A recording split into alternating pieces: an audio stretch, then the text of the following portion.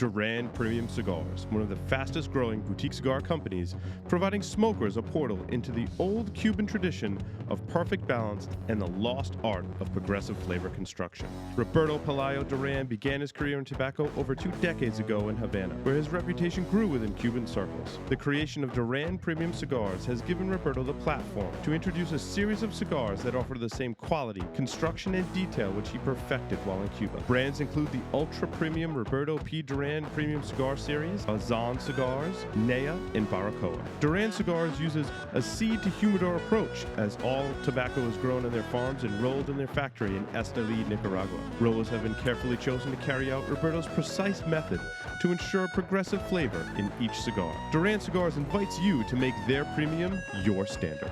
Experience the world through the eyes of an icon with the new Macanudo Inspirado line. Created for a global palate, Macanudo Inspirado defies convention. Handcrafted with the world's finest tobaccos, Inspirado delivers a unique international smoking experience. Find Inspirado Orange at fine tobacconists everywhere, and Inspirado Black online and in your favorite catalogs. Ready to be inspired? Check out Macanudo Inspirado now at macanudo.com. CAO has brought you iconic cigars over the years. Brasilia, Italia, La Traviata, done in a playful nature with a unique twist. Travel to the exciting world of CAO and back in just under an hour with any of the groundbreaking CAO World Blends. Test the boundaries of style with new age brands in the 95 rated Flathead. Honor the past with new classics like Pilon. Treat your palate to an array of flavors with Soulfire and Moon Trance. At CAO, the experiences are limitless. So what's your next move? Hey, Paul, what's up? What's up, Mark? Did you hear about the new cigar that's coming out? Which one is that? There's like 800 new ones every week. The one with the Connecticut broadleaf wrapper. Oh, really? I love Connecticut broadleaf. Who makes it? I think it's Nicaraguan. So Nicaraguan binder and filler, or it's made in a factory in Nicaragua? I always have to Google these, and it's taking me like an hour to find out what it is. If this is a frequent conversation with your cigar buddies, look no further than Stogie Geeks News, the only cigar news podcast on the internet. Will Cooper, the man behind cigar-coop.com, and Paul Asadorian from the Stogie Geeks produce a weekly show covering the latest cigar news, new blends, cigar manufacturer announcements, and more. Subscribe to the video version on YouTube or get the audio version in your favorite podcast catcher. Head on over to stogienews.tv to subscribe today.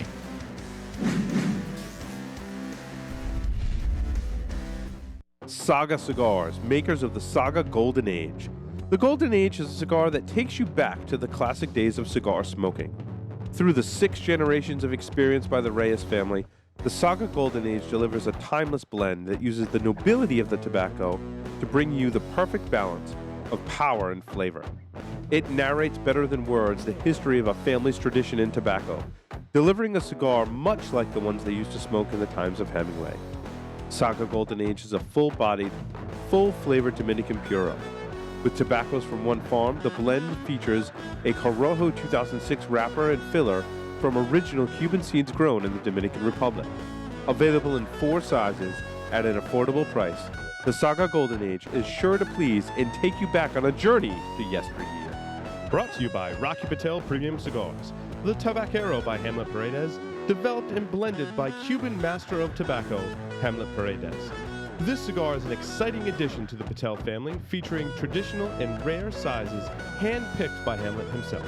Smoke Tabacero by Hamlet Paredes today. For more information, visit them on the web at rockypatel.com and be sure to follow Rocky Patel Premium Cigars on Twitter, Facebook, and Instagram. Welcome back, everyone, to the Stogie Geeks show. Here with John Reiner, the cigar surgeon, on the lines via Skype from Canada, eh? Hey? An interesting and funny note. We had Steve Saka on the show last week, and Steve was watching the commercial for Stogie Geeks shorts, where in the commercial, Mark is asking if I've ever tried the Liga Privada with the Connecticut wrapper on it. Not broadleaf, but the regular Connecticut shade, yeah. Connecticut shade wrapper on it. And Steve turns to me during that commercial, and he's like, those really do exist. And he's like, I've got some in my humidor. We did like a run of I don't know how many 100 or something like that. So I was just laughing. Steve. Thanks. So now technically that commercial is inaccurate because they do in fact exist, probably only in Steve's humidor in some back room somewhere at Drew State. Right? The vault. The vault, which is hilarious. I am excited about the Stogies of the week. Me too. We're going to mix it up a little bit, as John's going to have some Stogies this week, which is interesting. It's usually just Will and I. And I find that Will and I, we agree way too much on cigars. We're just like, yeah, that was kind of just okay. And we're like, yeah, I agree. We're like, this one was great. We're like, yeah, I agree. So hopefully maybe we disagree more, John, on cigars. And that's a good thing. Hope so. That's a good thing. I'll start it off. I don't know if you've had this one, John. It's a Quesada Heisenberg in the Petit Robusto format. I have not, but I've heard good things. So the Heisenberg blend for me was just okay. I wasn't high on it when it first came out. I got to be honest. It came into a local shop here, and I was intrigued by the name and the packaging and being a new blend from Quesada, who's a manufacturer that I love, the cigars that they produce. And I was like, well, and I smoked it, and I wasn't wowed by it at all. And so I bought the winter pack, which comes with, I think, 5 different blends in the 4x50 Petit Robusto size. Okay. I should have had in my notes what they are, but it's the Quesada Oktoberfest. There's a Tributo in there. There's a España, the Heisenberg, and one other one that I can't think of. And I know everyone's listening to this now, screaming out the other Quesada blend that's in there because I think there was 5. It's not the keg, is it? No, the Oktoberfest is a little short Robusto. And 2 out of the 3 blends in there, 2 or 3 of them are only released in that size. Like the España comes in the Petit Robusto. The Heisenberg, this is the only way you can get it in that short Robusto format. So there's a couple in there. You can read cigar-coop.com, and they'll give you the whole scoop on the pack, or search on the internet, and you'll find that information. So I smoked the Heisenberg. It was really good. I have this newfound appreciation for the Heisenberg blend, which really didn't fit my palate when I first smoked it. But I tell you what, this has got a little bit of earth to it, with a very subtle sweetness to it. It's really, really nice. I really liked it. Well, I mean, you guys preach every week about how Vitola, you can't discount an entire line based on the Vitola performance, because frankly, every Vitola is going to perform a little bit different. And I think that probably just highlights once again that you can't discount a line until you've tried. I mean, you don't have to try them all, but it's probably a good idea to try them all, because you might find that one performs very differently than another. Yeah, and this is an interesting situation because you have to buy a 5-pack to get just one of them. And I mean, it's a little bit of an expensive proposition, but yeah, I mean, it didn't break the bank to buy one 5-pack, but I rated this a 5, which means you got to buy 5 5-packs just to get 5 of the Heisenberg, and you get 5 of the other ones, which rated all somewhat differently. Yeah. They were all actually, if you go back through my reviews, correct me if I'm wrong, listeners out there, but I believe they all rated fairly high at least a 5 for each of the cigars in there. So if you can find these Quesada winter packs, I actually find mine on closeout. I almost want to go back and if they have more, because I smoked through the whole thing, and I was like, I'm kind of digging all the blends in these sizes. And these were blends that rated differently, some worse, some better in different sizes. But all these Petit Robustos, if my memory serves me correctly, all rated pretty well. And I definitely enjoyed all of them in this winter pack, which is kind of interesting to have a cigar manufacturer market cigars to a specific time of year in the smoking time. Mm-hmm. But I find myself smoking these all year round, of course, because they're really good. And whether it's winter or not, sometimes you only have a certain time before. Now I'm lucky to smoke in my office. I know I've got an hour before my next meeting where I might be distracted or busy, so I light one of these up before the next meeting kind of thing. So. And that's a great format for pairing, because sometimes, you don't necessarily want to get trashed. I mean, hey, if you want to get trashed, that's your business. But if you just want to pair, a nice beer or a nice whiskey, and you don't necessarily want to have 2 or 3, that's a great size. That's a good time format. Right. No, that's a great point. But you may switch to a different cocktail or drink as well. Absolutely. And say, well, I'm going to start with, some kind of light drink like I'm drinking right now. gin and tonic, actually, with this new tonic, which is very light, and I find actually speaking of pairing, since John is on the show, this tonic has a very clean, Keith described it as clean taste, and I agree. It doesn't leave that tartness that some tonics leave in your mouth, that sour component. It's very clean and pairs well with a cigar. So I might start off with one of these, drinking one of these when it's warm out, and then maybe it's nighttime, and I want to end the night with a scotch, but I want to pair that with a different cigar. So that's another place where this format fits in. It's an excellent point, John. Nice. So, of course, we're in the IPCPR time where we're all sort of scrambling to get our IPCPR review. So I'm going to sort of start in most recent to most distant. And I just sat down. Now, I haven't released the review, but I'm prepared to say this. And I'm kind of going from, I've got some box worthies, I've got some box splits, and I've even got a Fight Chuck Norris in this list. Nice. This is the Herrera Esteli Miami edition. And I was very excited to try this. I'm big on the Herrera Estelis. Mm-hmm. The Lonsdale has kind of been my jam. You're talking about Vitolas. Again, you guys talk about this every week. That Lonsdale was just absolutely magical. And this is a new release? This is a new release. Mm-hmm. Yep. And what's interesting is that it doesn't come out of the Gran Fabrica factory out of Drew Estate. This is coming out of El Titan de Bronze out of Miami. Interesting. So that's a big change up. Mm-hmm. And, you'd think, okay, well, they're going to tweak it. There's going to be some different rolling, but how different is it going to be? I think this is going to be the contender to beat out that Lonsdale in the Herrera Esteli size. Wow. I've got this on the Stogie Geeks rating system as a box-worthy buy. And you smoked the Lonsdale? So I embarrassingly, I did not write down the format. It only comes in one Vitola, I believe. Mm-hmm. But if you take the Lonsdale and you just kind of, as Emerald Lagasse used to say, kick it up a notch. Mm-hmm. It's got a little bit more spice to start out with. The Lonsdale, I think, was really creamy and just elegant. It's an elegant smoke. The Herrera Esteli Miami just immediately starts out with this great spice that's not overpowering, but it lets you know it's there. It kind of evolves into this really complex, creamy, spicy combination. And it's one of those cigars where you're halfway through and you're looking for where you can buy it. And to me, that's a success. I like that as an indicator. Like I smoked it and I was just immediately wondering where I could buy it. Absolutely. And I think you're right. The Herrera Esteli tends to be a smoother, creamier kind of smoke, and it's nice to see that it sounds like he's branching off something a little more bold, a little more spice in it, which is great because us smokers, we need variety, and sometimes we crave that creamy, smooth cigar, and other times we want something a little more bold. It's just like our choice in drink or cocktail or food. Absolutely. Sometimes we want to eat really spicy Mexican food, and other times, we want to settle in with, some mom's lasagna, which is total opposite flavor profile. So, absolutely. So, what do you got up next? I smoked something from the Carolina Cigar Company. I had never heard of this company before. I thought the tobacco might be grown in the Carolinas. It's apparently not. It's apparently Dominican. Cigar. It comes in a nice. The packaging is really nice. It comes with a nice cedar sleeve with a nice gold band on the foot and a black and gold band towards the head. I'm unsure of what the full blend, other than I know it's a Connecticut wrapper and it has Dominican tobacco.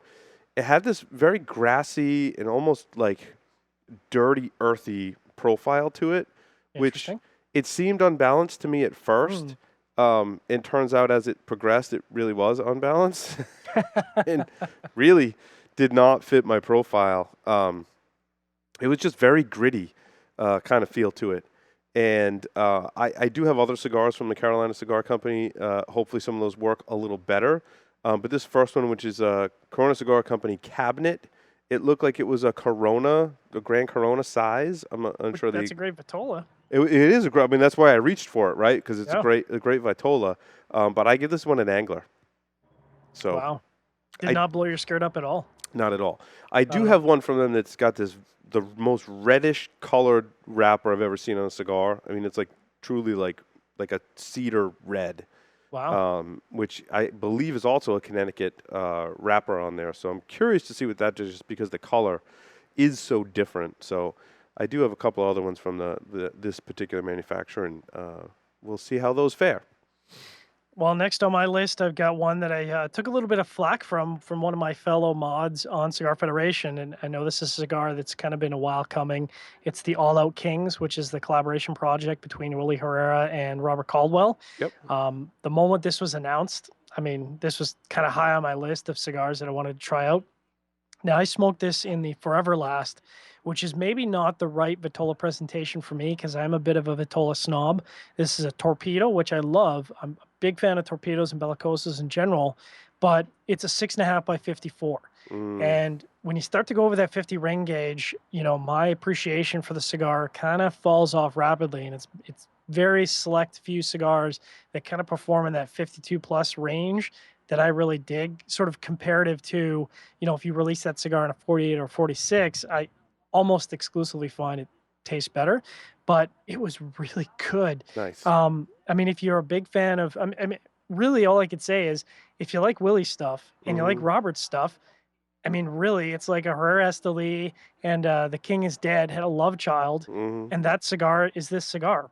And a lot of times those collaboration cigars are a miss. And, Big time. you know, Steve Sacco was talking about that on last week's show. And he said, you know, it's really good marketing, but oftentimes it doesn't live up to the hype. It sounds like this one actually did live up to the hype. Yeah, so now again, I smoked it in the Forever Last. There is I think 5 different Vitolas to choose from. I'm told on good authority that the Gimme Your Lunch Money, which is the 5 3/4 by 46, That's is a great name. magical. That's I great. mean, yeah, the whole name is the whole great name. name list is it's hilarious.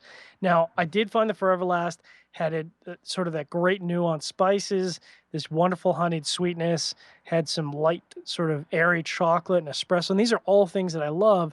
Ultimately, I rated a box split, which is still a really great rating, but I came away from it thinking, I bet that the Give Me Your Lunch Money is just going to knock it out of the park and potentially, you know, I say it without smoking it, but potentially a fight Chuck Norris because I could see a smaller Vitola performing very, very well. Well, yeah, I mean, the name alone definitely Yeah, deserves the a name higher alone. rating. Come Absolutely. on. I had never smoked an Island Jim. I had read about Island Jim. I've had people comment to me that the person Jim behind the whole Island Jim thing is a really cool guy. You know, it's He's a quite super character. Yeah, quite the character. We haven't interviewed him yet on the show. I think Will did interview him when he was at a cigar. Correct myself there. He hasn't been on the main show, but we do have a segment with him in the Stogie Geeks Shorts archives. But I had never had one of his cigars. I have no idea where this cigar came from. I think the guys might have picked it up for me at a local shop that I haven't been to yet. That's not too far from here. It's a very small shop, and I think Mark and Riley did grab this one for me. It's a very interesting looking cigar. Have you ever seen an Island Jim number 2? No, these are the ones that come wrapped in a leaf, or is that the leaf by Oscar? That I'm is the thinking leaf of? by Oscar. Okay. Which I think he does. He has. There's some think he tie does there. those. Yeah, he Yeah. does those. Yeah. But the Island Jim is kind of interesting in that it's a torpedo, and you spoke about torpedoes a moment ago, and it's a torpedo, but it's like a torpedo that someone's clipped the end off on, so it's like Interesting. pre-clipped torpedo, which I had never Okay. seen before. And No. then there's a very dark wrapper at the end of the tip, and then there's a lighter wrapper after that, and then there's the regular wrapper, which is somewhere in between the dark and the light wrapper that is used just on the tip. And then Interesting. he tops it off with an exposed, it's not so much a shaggy foot, but like some Like an of the unfinished binder, foot an kinda? unfinished, like the binder and the wrapper just sticks out like maybe a quarter of an inch, and then Yeah. the wrapper starts. So Interesting. So what was the performance like? so I clipped it, which I read some reviews to get a little more information about this cigar, and I did find people were talking about like whether they just tried to smoke it without clipping or whether they clipped it. I tried to smoke it without clipping the more off of the end, and the draw was just too tight for me. So I think I clipped it twice before I found the right spot where it gave me a good draw, and then the performance was excellent in terms of burn, draw, and construction. And it was a good cigar. I mean, I loved the presentation. The band definitely played into it. There's the whole Island Jim is on the band with gold and green and all kinds of colors, and the whole presentation was interesting with all the different colors of the wrapper and the exposed foot. But to get down to the cigar, I mean, nice earthy profile, not over the top on earth, but some nice flavors to it. It is a Nicaraguan jalapa wrapper with Honduran binder and filler, which explains some of the earth I got. It's a 6.5 by 52. Now, I'm sure some of that length in there includes that really intricate head on it and the exposed foot as well. The cigar really came into its own, like I said, once I clipped it a couple times and I got past that shaggy foot. So I rated this, drumroll please, a 5. I thought it was a pretty good cigar. I was digging it. Nice. Next up, a cigar that might end up on my top 10 list for 2016. I know it's really early in the year to be saying that, but it's one of those cigars that right out of the gate just absolutely blew me away.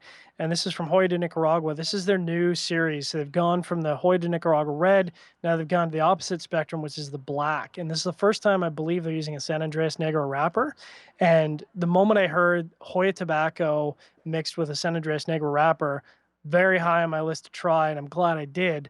I smoked this in the Toro Vitola, and I have a suspicious feeling that in the smaller ring gauge, this might be a candidate for Cigar of the Year.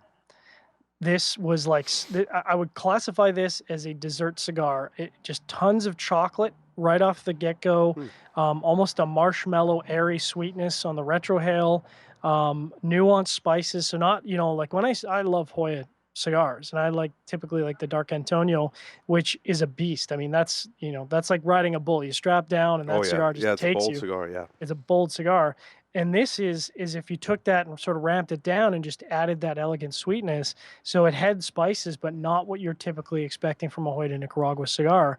And then what happens in the second, third, or half of the cigar is that chocolate just picks right up in intensity, along with some islay smoke, which I found really intriguing, the sort of almost a peaty quality, like an earthy peaty quality mixed in with a chocolate.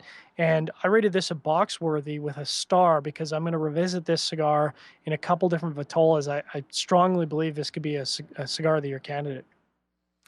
That sounds like something I really want to try. It sounds very kind of similar in profile to the Lennox almost. Now, I've not tried the Lennox. I keep trying to get my hands on them, but every time I go to find them somewhere, they're sold out, which is probably a good indication of how they're performing. But I've heard very good things. Yeah, no, it's very like a medium bodied, but all about flavor. It has some of those like dark fruit kind of nuances, but it's just very well balanced, very flavorful. It's similar experience to what you just described, actually. So what do you have next on your list there? I've got an Aging Room F59.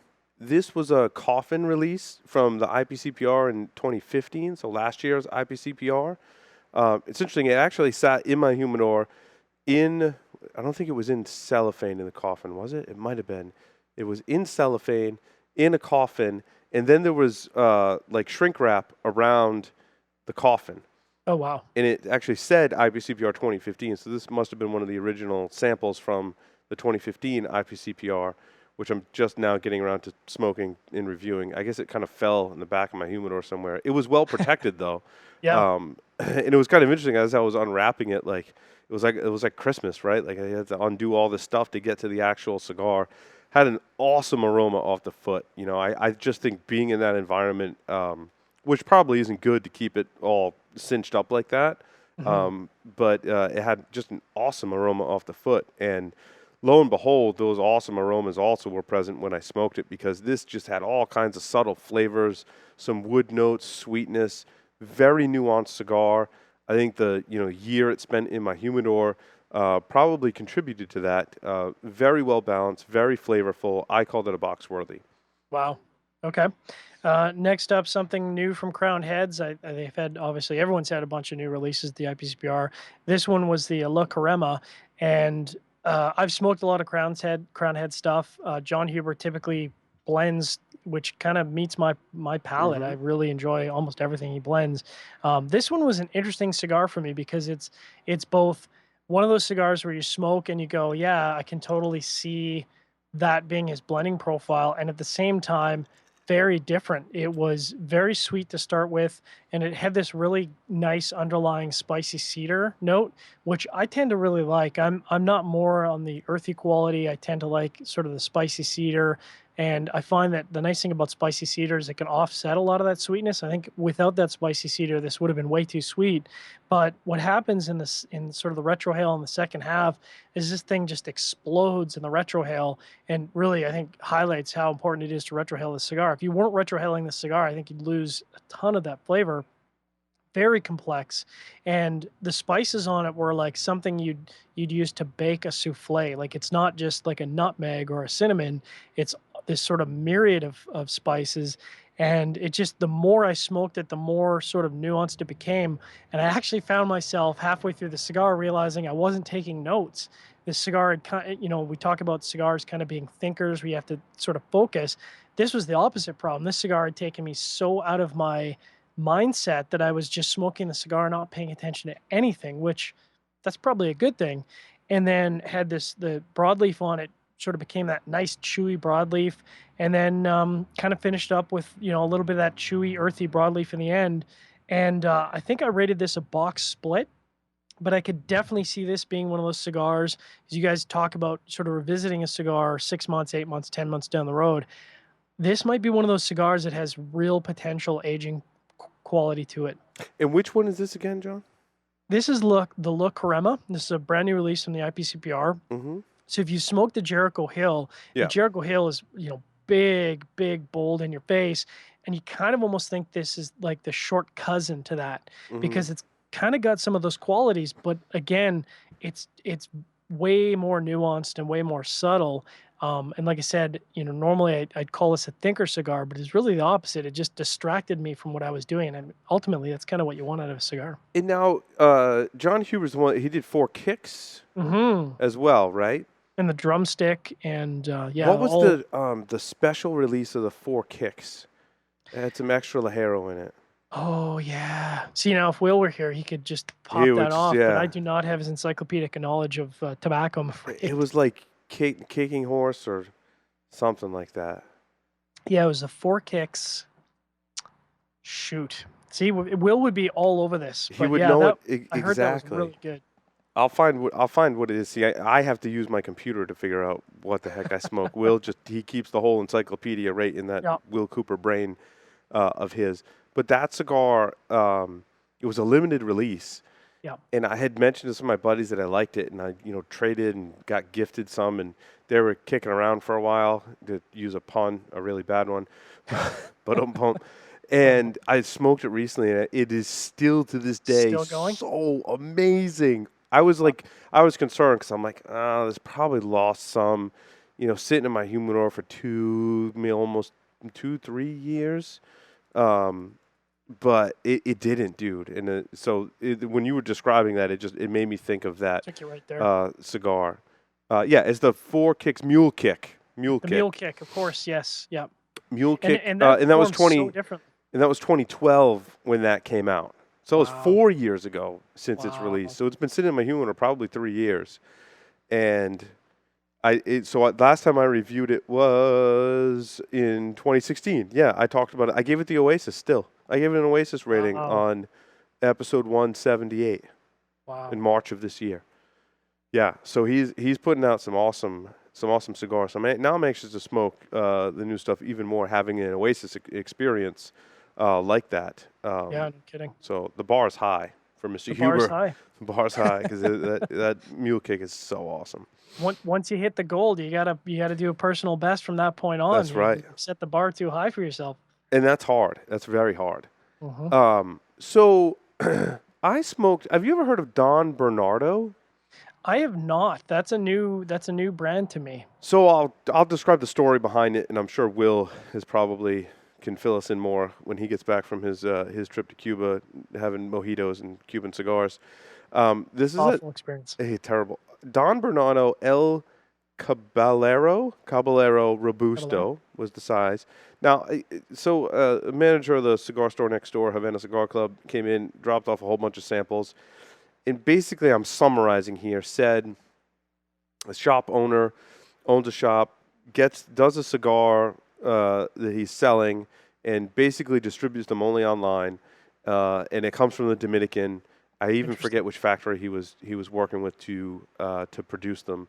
I'll have to catch up with John and write down the information. But he said he basically does small batches and he comes out with a new one every year.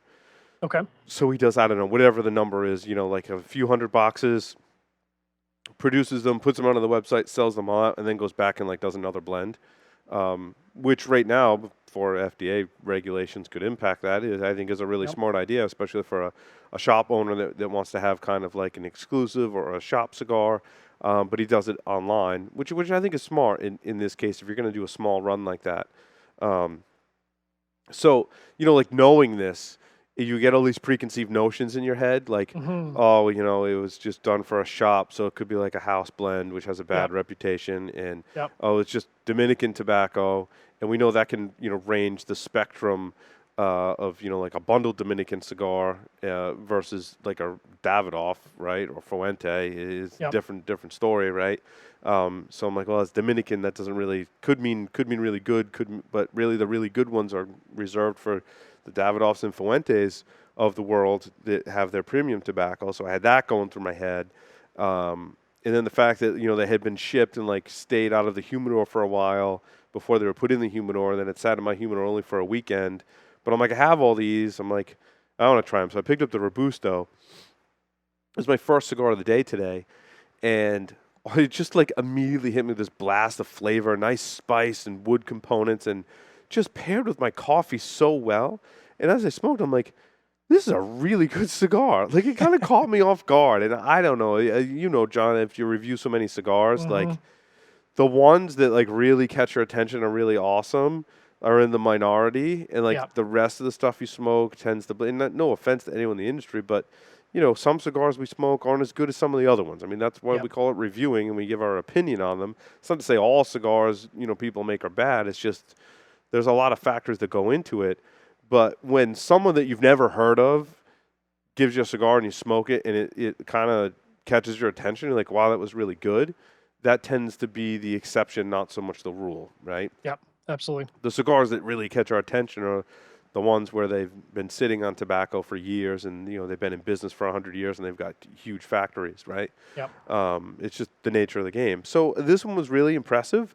Like I said, some wood, some spice, some sweetness. I mean, just really balanced. I was really digging it. I called it a box worthy, which is just it's a really great rating for a small batch production, only being sold online kind of thing, which tends to give you some of those preconceived notions. So it just goes to show you should smoke a cigar. I mean, and that's been our philosophy from the beginning. You smoke the cigar. I mean, that's the mission that I've had here on the Stogie Geeks. You make a premium hand-rolled cigar. We're going to smoke it. We're going to give our opinion on it. We're going to try and put, and it's taken years of practice, right, to put all those preconceived notions out of your head and just focus on the cigar.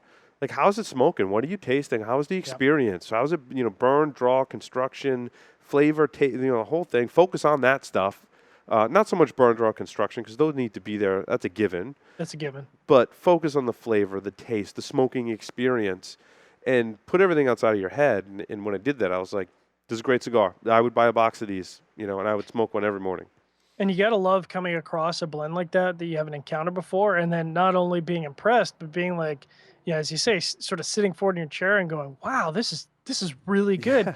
And I, sometimes I think that speaks to sort of, we're a little bit jaded because we smoke a lot of cigars, and as you said, there's a lot of good cigars out there. So I think the problem is that there's a lot of good cigars out there, but there's not necessarily a lot of great or Cigar Oasis cigars, because now everyone keeps raising that bar. It's really tough to sort of bring that gold out of all the releases. Well, and I'll be honest, as reviewers, we tend to be somewhat hypercritical of cigars. I mean, and that reflects in our rating system too. We rate a cigar for what it is, but it takes a lot to impress us to really push up into those higher ratings. And, for this cigar that we haven't heard of to do that. I mean, not to say that we know about every cigar or don't know about every cigar, but we try and give our honest opinion. And this one was good. I liked it. Nice. So to sort of finish my list, this is a cigar that got to fight Chuck Norris. And I think when I have a chance to really sit down with this cigar and give it full attention, this could potentially be a Cigar Oasis and a Cigar of the Year candidate, Nice. a very strong Cigar of the Year candidate. Now, this is a cigar that Robbie Rass smoked before the show, and he just couldn't stop talking about it. This is from Cubartequeño. This is Bill Ives and Juan Cancel. I smoked their protocol. I was really digging it earlier in the year. I smoked it in a bunch of different Vitolas, very good. But they said, no, you got to try this protocol Lancero. This is something really special. And who makes the protocol? This is Cubartequeño. Okay. Or Cubartequeño. I haven't heard of them before. They really came out of nowhere. Really just two guys who were really by their own admission, just cigar bloggers, got into the industry. This kind of comes along with, they've got a new release at the show called the Probable Cause, which I had a chance to smoke as well. I haven't had a chance to sort of formally sit down and really give it its due. I really dug the Probable Cause. Robbie was not big on it, but the Probable Cause is sort of a more in-your-face version of a blend. The Protocol Lancero really even shouldn't be treated as a line within the Protocol series. I would treat this almost as a brand new blend. It's that different.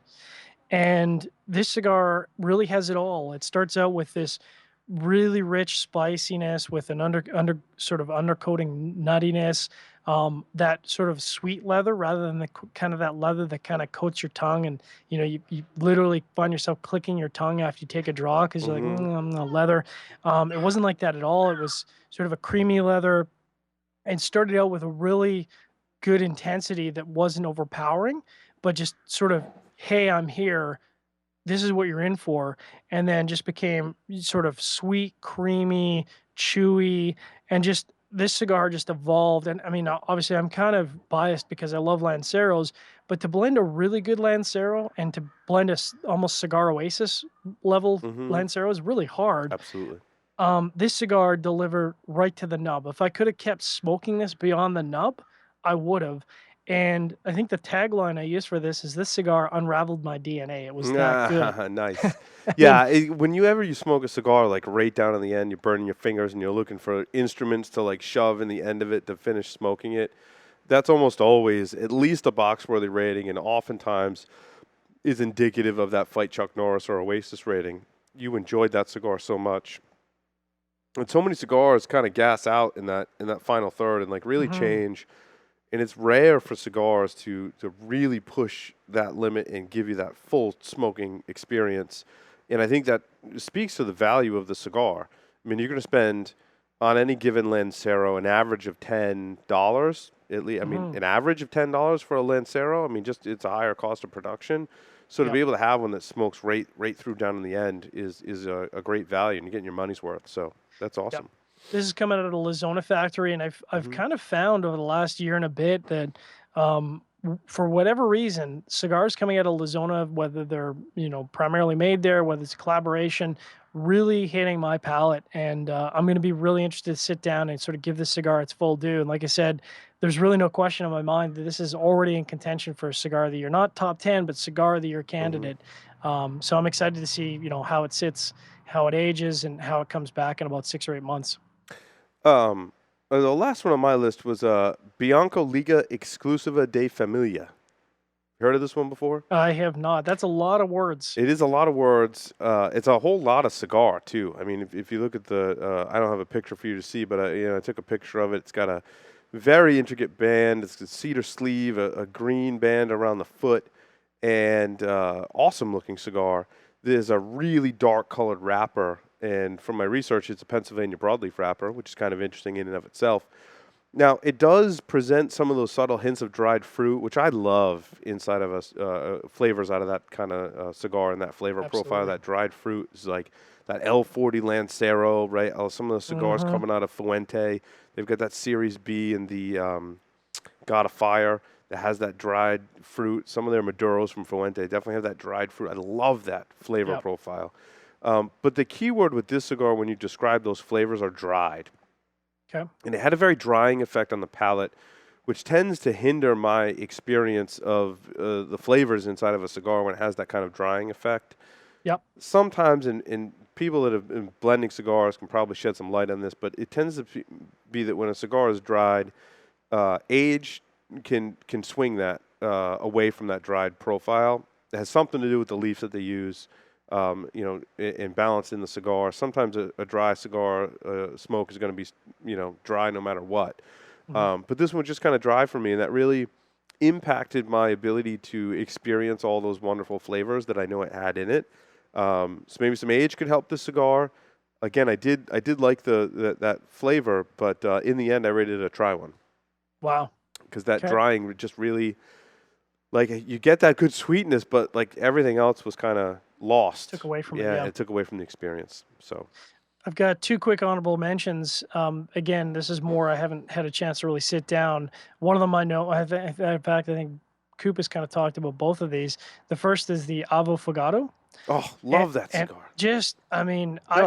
Avo really is kind of one of those cigars that's already in my can do no wrong category because, all of his blends from the Syncro to the Nicaragua, each of them delivering a different experience and a phenomenal experience. And really, actually, it was Coop back all the way, I think, in 2014 that kind of introduced me to the profile of Avo.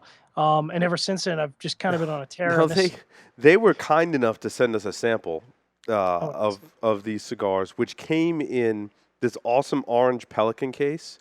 And it had a box of cigars, a pocket knife, a flashlight, a fire starter kit, and a watch. Wow. It's just like, it's an awesome thing to get. It didn't come with your cutters. It was like a survival kit that it came with. And I actually used the flashlight. It's actually a really nice flashlight. It has a rechargeable battery in it, which is awesome. That is awesome. But I get the box of cigars, and I see 10 cigars lined in the top, and I'm like, oh, it must be a box of 10. And then as I start digging into it, it's actually a box of 20. And so I start handing them out to people here in the studio, because I get concerned when I just get a box of 10. Like, I have to review it, and Will has to review it. So, like, I got to send Will 3 or 4, or maybe even 5, right? And then, so that only leaves another 5 for me to review. And I got to account for, like, if I have a construction problem or, like, if I forget it in the ashtray or I do something stupid, like, you got to factor in the Paul stupid factor into the whole thing. But when I figured out I had 20, I'm like, gosh, you got to, try the cigar. Let's light it up, see what, and like, everyone's like, they keep going back for more. Like, I got to hide them now because everyone wants to smoke them. There's only 10. There's only 10. Yeah, exactly. I should have just told them there's only 10. You can only have one. And you said you had another honorable mention? The other honorable mention is the Davidoff Yamasa. And, sorry, I keep doing this. It's Yamasa. And the name keeps throwing me because I want to say Yamasa, but it's Yamasa. Yamasa. Or it's the other way around. It's the other way around, Yamasa. And I like Davidoff, but Davidoff for me tends to be in the sort of lighter-bodied end of the spectrum. And I like lighter-bodied, but I'm not always in the mood for lighter bodied. I typically smoke in the medium to full range if I'm just grabbing a stick out of the humidor. And this cigar, Will kind of nailed it when he was talking about the performance of the different Vitolas. It smokes very different in different Vitolas, and the Torpedo, it's actually a Bellicoso Torpedo Vitola, just unbelievable. And I smoked a few of them at the show. I paired it with they had some really nice gosh, I've completely forgotten what I was going to say, but it's the sparkling wine. It's the phenomenal, like absolutely outrageously phenomenal. I kept coming back to it. Will says I'm really going to like this cigar too. So you're just reinforcing that, John. I think you are. I mean, I know you're a huge fan of the Fuente Opus X series, and I can kind of see some of that quality in this cigar where, it starts out as one thing and it just kind of keeps delivering and reinforcing on that flavor profile. Like I said, I haven't had a chance to sort of sit down and really focus on the cigar, and I'm kind of excited in the coming weeks to really give that cigar its due. But I think this is going to end up on a lot of people's lists by the end of this year.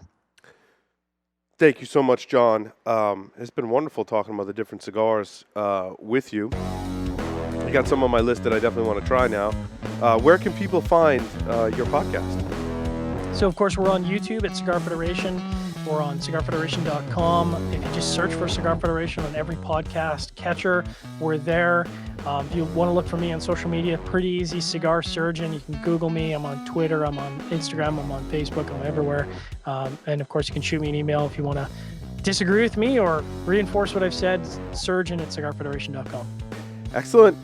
Thanks, everyone, for watching. Thanks, John, for helping out the show this week. Next week, we'll catch up with Will and hear about his experiences in Cuba. So make sure you tune in next Monday evening, 6:30 p.m. Eastern Time. Thanks, everyone, for watching.